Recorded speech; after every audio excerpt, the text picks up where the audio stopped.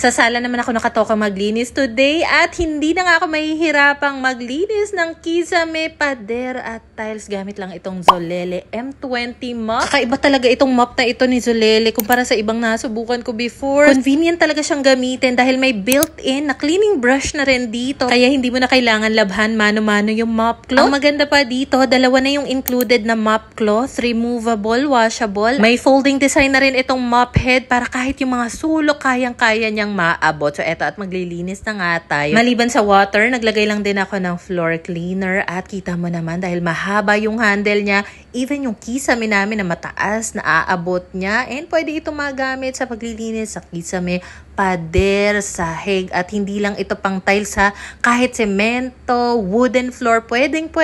Hygienic din dahil nakahiwalay yung clean water sa dirty water. May side drainage pa ito para madaling itapon yung dirty water. Napakasulit talaga. I-check out mo na rin sa Yellow Basket.